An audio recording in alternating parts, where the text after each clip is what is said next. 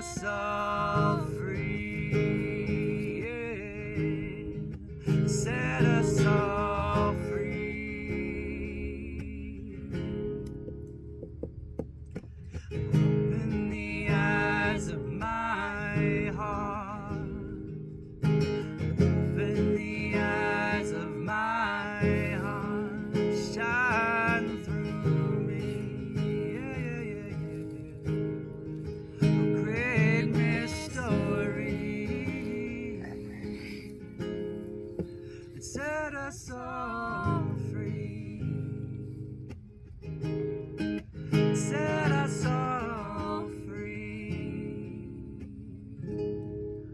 Set us all free. Yay! Good morning. Hi everybody. So we are here with the flowers and the bees and the birds, and I'm here to introduce something super awesome that I am really stoked about. So without further ado, this is Prem Vidu. Hello. Do you want to talk about who you are a little bit, or do you want me to talk about who I think you are for a minute? I think that's better. Yeah, so those of you who have sat with me in ceremony may have heard a little bit about my background, but maybe you didn't. So I have a couple really awesome teachers, and this is one of them. And Vidu and I started working together in 2014. And without him, Maharani Medicine Circles would not be what it is. And now that I'm back in Arizona, things have been coming together in a really cool way where we've been able to host ceremony at Vidu's house, and that's been really awesome to kind of bring what we call the grandfather of our ceremonies into the space. And now we want to bring him into the fold to people all over the country and beyond who want to experience some of this guy's magic right here. So I'd love it if you could share a little bit about your background, and like how your journey started, as succinctly or simply short as possible. Yeah. So I met medicine back in 2003. She changed my life. She also told me I'd be working for her, and I didn't know what that meant, but eventually that meant serving. So I served for 10 years. How many ceremonies? Around 400. I think that's a good number to just land at. Yeah, in 12 years.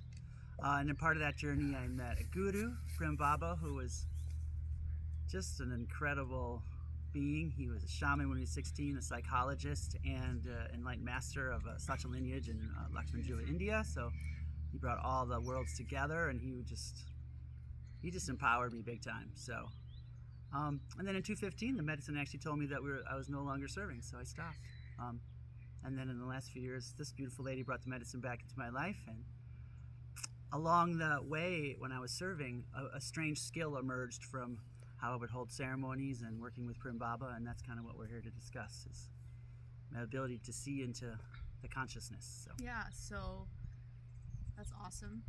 And so what I think people really love about Maharani is that we don't believe that ceremony ends when we close that portal, and that we like to say life is the ceremony. So I know that there's a lot of integration coaches out there, and people have asked me, like, who's someone really awesome that I can go to? And I've done immersion programs, which I really enjoy, but I think my passion right now really lies in just community building and creating these ceremonies, which takes up a lot of space. And I love to support people, but I also love to bring people into the mix who are really devoting their life to helping people unpack their experiences and get to know the self. So that's where you come in, because we've kind of been toying around a lot with having like official practitioners be like the certified Maharani X, Y, and Z. So it suddenly became clear that you're going to be one of those people. So you don't necessarily want to go by integration coach, but you might do something that is along those lines. So can you explain what you'll be offering? I think integration coach is a good description. Coach is not my favorite word. I'm not coaching you to be good at something. I'm teaching you how to do your own work and recognize the work in you. And On the front end of ceremony, I can help you get really clear on your intention. Most people stay on the surface and don't really get to where the meat of their work is, so you can save a lot of time in ceremony by starting right where your work is. And then the integration side, it's really important that you have context, and maybe you have someone who's walked the path and can point some steps out and pitfalls, and also just I have a way of making things seem a little simpler and less dramatic, which always makes everybody a little calmer, so that's good. So, yeah. You want to talk about shadow work for a minute? Oh yeah, shadow work. So this is all. Most of the work I'm doing is in the shadow work world. I used to call this shadow work before shadow work was like a thing. Nobody knew what shadow work was back in the day. But it's nice that the general population understands how traumas get stuck and that we're sort of reliving these traumas over and over again. But I think it's really important to understand that trauma is nothing more than stuck energy. So we have all this drama around the stories, and if we can just distill some of that away and separate ourselves from some of that, you can get to working with the energy. And I can help you see where your cords are stuck. I just have this strange skill which I can see the cords and the geometry of these knots inside your consciousness, and I can help you figure out ways to untangle those knots, you know. So the same way a GPS can like see a map, you can kind of see into people. Yeah, that's actually, I kind of have map. like consciousness GPS. That's actually really good. Cool. I'll be your GPS. In the darkness, really, because you can see what you already can see, but in the shadow is just you put it there, you hid it away on purpose. So having the skill to see it for you goes against something you've already chosen. So having another person who can see very clearly can help you guide and open up channels. And I just have this strange way again of just being able to see, and I can feel your chords and I can feel where you're open, and with just some simple questions and like back and forth, we can go very deep very quickly. We just did a ceremony last weekend, and this gentleman, I won't say his name just for his anonymity, but he said I'd been doing therapy for 20 years, and in 20 years he never touched in like 15 minutes what we did together. And he is a lawyer, he's a legit human, he's not just some foo-foo guy, but you know, so he knows what he's talking about. You know, well, you never know. For some people everything's wee, you know. But if you get someone in the mainstream who's recognizing what's happening, I think that's actually, it tells you something. So, but that's most recently. But, yeah, shadow work, you gotta, ayahuasca is shadow work. The whole idea of bringing light and consciousness to the parts of us that are unseen, that are stuck, and retrieving that energy and integrating it, which really just means bringing the energy that was separate into wholeness. So then it's not, actually just reclaiming energy is ultimately what it's about. But there's a whole process, and since every individual has their unique, infinitely unique story, it can be complicated. But fortunately, all of us, our consciousness constructs itself exactly the same way. Like your building blocks, you just make a unique picture with the same 5 colors, and you make, you know, this person makes the same thing. So the steps to deconstruct are also the same. So that makes it possible, really. Thank you. Yeah. So just to reiterate why I think Vidu should be our main guy. We're calling him the soul gardener because we don't go by any labels in this family. We just like to keep it all super original and unique. I find that he is a master gardener at what he does, and he's done that for me. He has a really great, lovingly dry way of just getting right to the heart of things, you know, which is what we do in our ceremonies too. We don't like to like draw things out. We really want to just create efficiency because this life is meant for living, and we want to get there, and we don't want to be weighed down by unnecessary things. So I find with all the background that you carry, with having so much ceremony experience and coming from a teacher that had like Southern influence and Eastern influence and Western influence, we're really getting the best of all the worlds here. And I feel really blessed that you are coming into the fold now, because I know so many people have asked me specifically, like, are there specific coaches or helpers or guides that I could go to?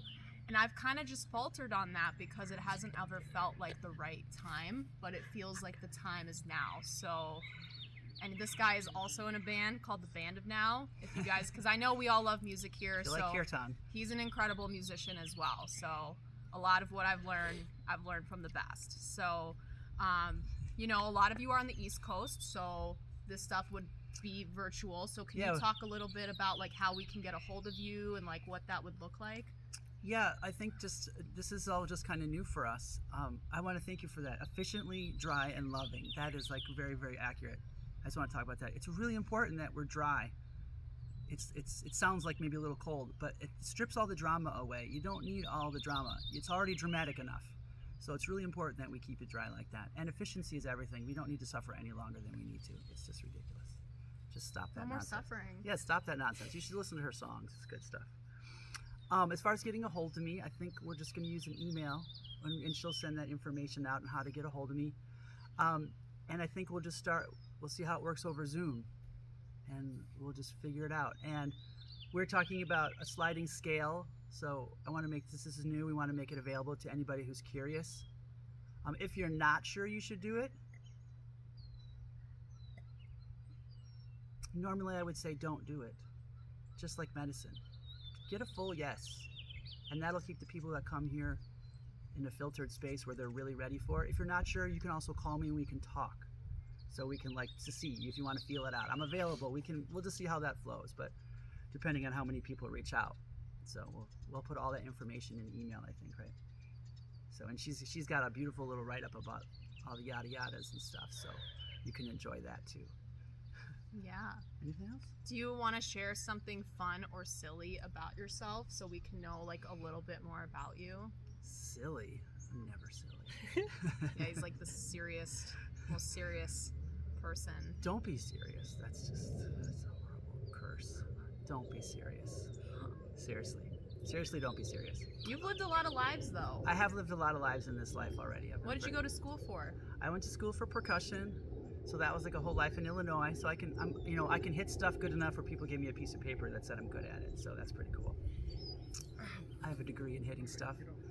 And then there was medicine for 10 years. And then I've been doing kirtan these days. That's where all my medicine and ceremony work went, to leading kirtan. That's the band now, so you guys want to come chant. The mantra is an amazing tool. To me, it's like gentle ayahuasca. It's like a gentle massage as opposed to like a nuclear bomb. So that works too. And spiritual practice, guys, if you don't have one, even if it's 5 minutes a day, put 5 minutes in. That's just a side note. Funny facts, I don't know. Well, there's something else then. I'm too spontaneous to That's okay. pull one out of my... I got a good question for you. For anyone who's interested in like plant medicine work, what's like one thing that you'd want them to know that you don't think most people tell, like that you wish plant medicine people would know, you know? Like, wow, there's a whole lot. There's like 20 things pop in my head. The first thing is, don't do research on the internet. Don't do it. It's the worst thing you can do. It's the worst thing you can do because it fills your heads with a ridiculous amount of expectations and you're clouded. And once you're clouded, you can't uncloud it until you just drink enough medicine to break your dumbness down. So don't do that. Don't do that. And then get clear on your intention. It's the most powerful thing you do in ceremony. It's like people don't understand the power of intention. Why are you showing up? And the sharper and more scalpeled you are with your intention, the more you will get out of your ceremony. That's just a fact of energy. And then the last one would just be like, oh God, just be gentle with yourself, for goodness sakes. No matter what you're doing, I don't care if you ever drink medicine, but just be nice. You're doing your best, I believe. So just be kind, no matter what. And if you carry that, I feel like the medicine can be that way to you, you know? So that's all for now. That's good. That's good. That's good. Well, I hope that this was informative and inspiring like it has been for me and for Vidu as well. Yeah. This was a big lightning bolt for both of us when we realized that this was coming together and realizing that we have a medicine lineage, even though it's young and new. Woo! It's here. So I'm so excited to introduce this to the East Coast and everybody out there who has just been wondering what we've been up to and like where we're going and where we came from. Like it's all coming together. So